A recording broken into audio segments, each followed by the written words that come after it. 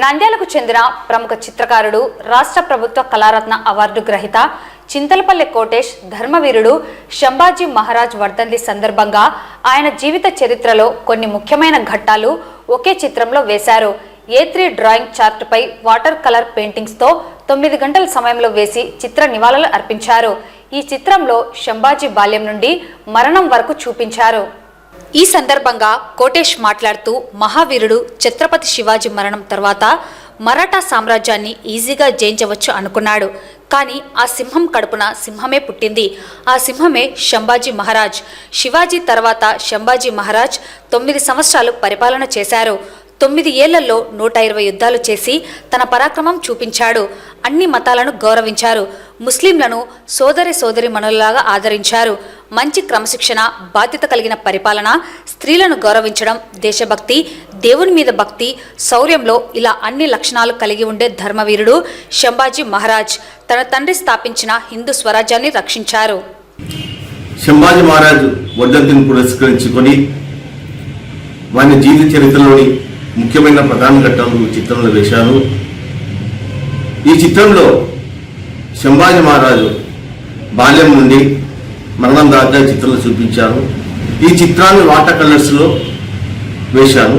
ఈ చిత్రం వేయడానికి 9 గంటల సమయం పట్టింది. ఔరంగజేబు మహాపూరుడు, మనిషి రూపంలో ఉన్న రాక్షసుడు, దుర్మార్గుడు. తన తండ్రి షాజహాన్ను జైల్లో పెట్టి చిత్రహింసలు పెట్టి ఆయన చావుకు కారణమయ్యాడు. అలాగే తన సోదరులను, తోబుట్టును కూడా హత్య చేయించాడు. ఛత్రపతి శివాజీ మహారాజు మరణం తర్వాత మరాఠా దేశాన్ని, మరాఠా రాజ్యాన్ని ఈజీగా జయించుకోవచ్చని అనుకున్నాడు. కానీ సింహం కడుపున సింహం పుట్టినట్లు శంభాజీ మహారాజు రాజు అయ్యాడు. శంభాజీ మహారాజు 9 సంవత్సరాల్లో 120 యుద్ధాలు చేసి తన పరాక్రమం చూపించాడు. ఔరంగజేబుకు కంటికి కునుకు లేకుండా చేశాడు. ఎంతో పన్నాగం పట్టి ఆయన బంధించి, కుట్రతో బంధించి నానా హింసలు పెట్టాడు.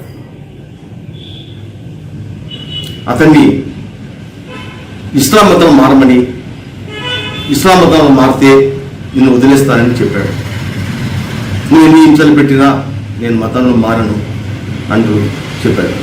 అతన్ని 40 రోజుల పాటు చిత్రహింసలు పెట్టి దేహంలో రోజుక శరీర భాగంలో ఒక్కొక్క దేహంలో కోసి హింసించాడు. కానీ సింహం సింహమే. సింహాన్ని బంధించి హింసించినా దాని శౌర్యం తగ్గదు, దాని గర్జన తగ్గదు. ఒకసారి కళ్ళు పీకించాడు. మళ్ళా కళ్ళల్లో ఇనుప చువ్వలు, ఎర్రని మండే ఇనుప చువ్వలు గుచ్చినాడు. నాలుక కోసినాడు.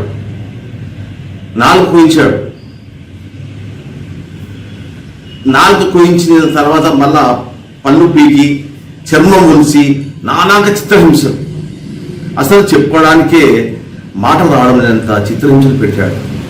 తోలు ఉంచడం అంటే ఒక మనిషిని వచ్చడం ఇంత ఘోరంగా చేశాడు అనుకుంటేనే కళ్ళలో నీళ్ళు వస్తున్నాయి. అలాంటి అతను మాత్రము బెదరలే, చెదరలే. జై జగదంబ అర్హరమాల్యమంటూ అసూలు పాతాడు. మహాక్రూడైన ఔరంగజేబు అనుకుంటేనే అసహ్యిస్తుంది. అంత నీచమైన పరిపాలన సాగించాడు అతను. తన తండ్రి శివాజీ మాదిరిగానే అన్ని మతాలను గౌరవించినాడు. ఆయన ముస్లింకి వ్యతిరేకి కాదు. శంభాజీ మహారాజు కూడా అంతే. ఆయన క్రమశిక్షణ, ఆయన పరిపాలన అన్ని చక్కగా చేశాడు.